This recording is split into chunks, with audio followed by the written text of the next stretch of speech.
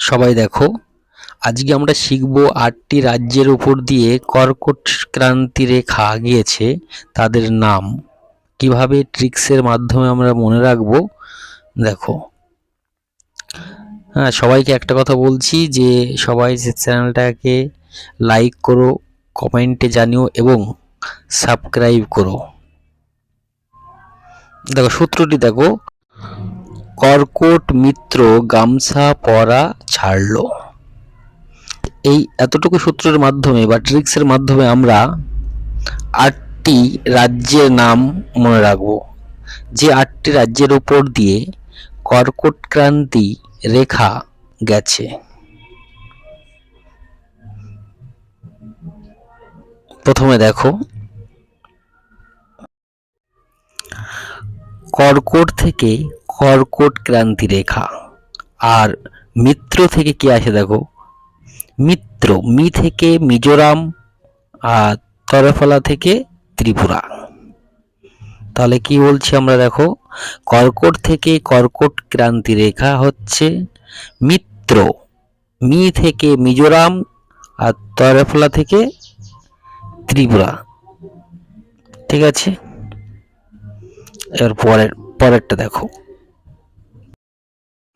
দেখো গামছা থেকে কি আসছে, গা থেকে গুজরাট, ম থেকে মধ্যপ্রদেশ, সা থেকে ছত্তিশগড়। তাহলে আমরা গামছা থেকে কি পাচ্ছি, গা থেকে গুজরাট, ম থেকে মধ্যপ্রদেশ, সা থেকে ছত্তিশগড়। গামছা গা থেকে গুজরাট, ম থেকে মধ্যপ্রদেশ, সা থেকে ছত্তিশগড়। বুঝতে পারছো সবাই?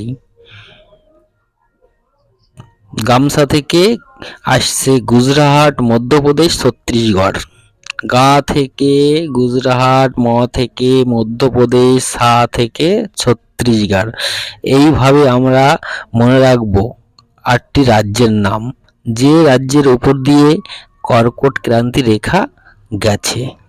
ঠিক আছে, পরে দেখো,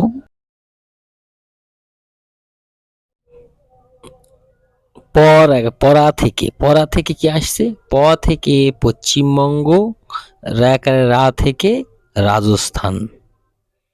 তাহলে পরা থেকে হচ্ছে, পরার প থেকে কি আসছে পশ্চিমবঙ্গ, আর রা থেকে আসছে রাজস্থান। তাহলে কি বলছি দেখো, কর্কট মিত্র গামছা পরা ছাড়লো। পরা থেকে প থেকে পশ্চিমবঙ্গ, রা থেকে রাজস্থান। তাহলে কি হচ্ছে, প থেকে পশ্চিমবঙ্গ, আর রা থেকে রাজস্থান।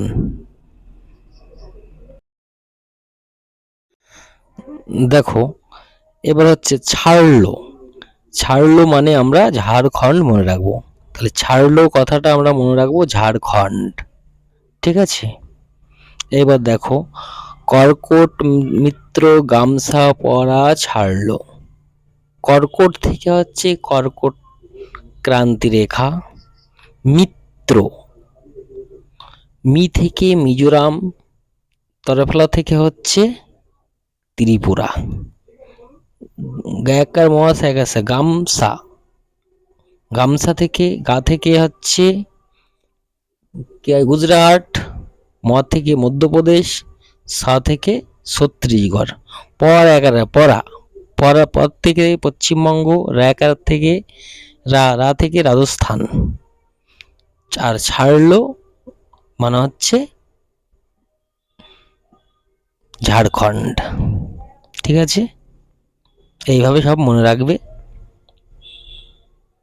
ঠিক আছে, আর চ্যানেলটাকে সাবস্ক্রাইব করো, লাইক করো এবং কমেন্টে জানিও কেমন হচ্ছে। ঠিক আছে, পরে আবার নতুন নতুন ট্রিক্স নিয়ে আসার চেষ্টা করব। ঠিক আছে, সবাই সুস্থ থেকো, ভালো থেকো। ঠিক আছে।